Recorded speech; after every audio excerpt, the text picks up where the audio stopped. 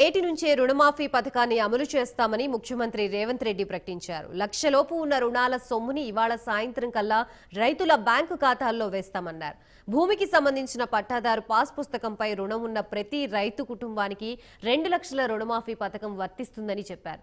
కేవలం కుటుంబాన్ని నిర్ధారించేందుకు మాత్రమే రేషన్ కార్డుని పరిగణలోకి తీసుకుంటామని, రేషన్ కార్డులు లేనంత మాత్రాన ఆ రైతులకి అన్యాయం జరగనివ్వబోమని ప్రభుత్వం స్పష్టం చేసింది.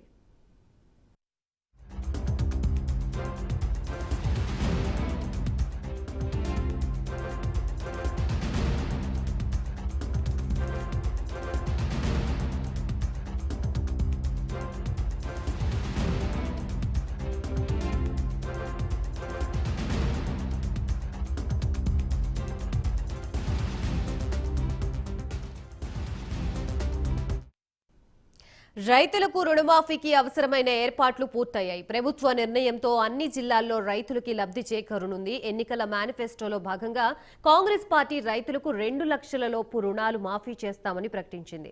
ఇందులో భాగంగా అర్హత గల రైతులకు 1 లక్ష వరకు ప్రభుత్వం బ్యాంకుల్లో నగదు జమ చేయనుంది. ఈ నెలాఖరులోగా మరో 50,000 రూపాయలు జమ చేయనున్నారు. ఆగస్టులోగా 2 లక్షల రూపాయలు పూర్తి స్థాయిలో మాఫీ చేసేందుకు ప్రభుత్వం చర్యలు తీసుకుంటోంది.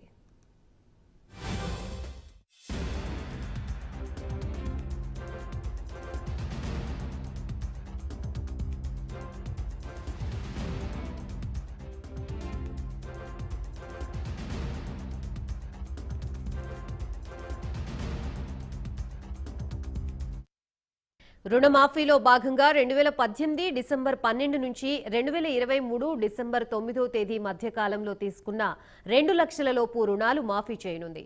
ఆగస్టు 15 నుంచి ఏకకాలంలో రుణమాఫీ అమలు చేయనున్నట్లు ప్రభుత్వం ఇప్పటికే ప్రకటించింది. ఇందుకు సంబంధించిన మార్గదర్శకాలను కూడా విడుదల చేసింది. రుణాలు తీసుకున్న రైతుల సమాచారం బ్యాంకర్లు ఇప్పటికే ప్రభుత్వానికి అందజేశారు.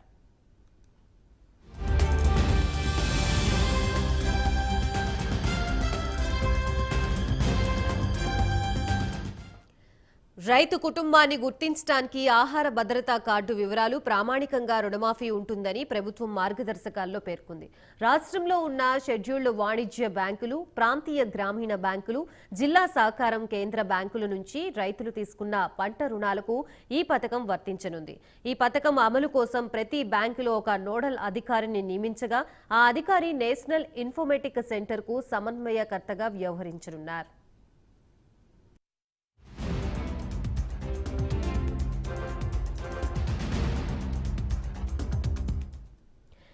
డిసెంబర్ 12, 2023 నాటికి రైతుకు ఉన్న రుణం లేక 2 లక్షల వరకు ఏది ఎక్కువైతే దాన్ని పొందేందుకు రైతులు అర్హులు. అలాగే 2 లక్షలు మించిన రుణం ఉన్న రైతులు ఆ పైన ఉన్న రుణాన్ని మొదట చెల్లించాల్సి ఉంటుందనే నిబంధన ఉండగా ఆ తర్వాతనే రుణమాఫీ పొందే వెసులుబాటు కల్పించింది.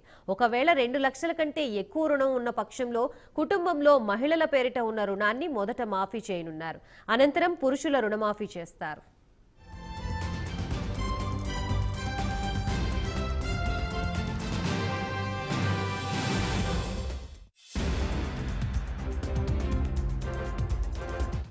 రైతులు PACSల ద్వారా తీసుకున్న పంట రుణం మాత్రమే మాఫీ చేయనుండగా కంపెనీలు, ఇతర ఫామ్ల పేరిట పొందిన రుణాలకు ఈ పథకాన్ని వర్తింపజేయరు. కాగా రుణమాఫీ పక్కదారి పట్టకుండా బ్యాంకర్లకు స్పష్టమైన ఆదేశాలు జారీ అయ్యాయి.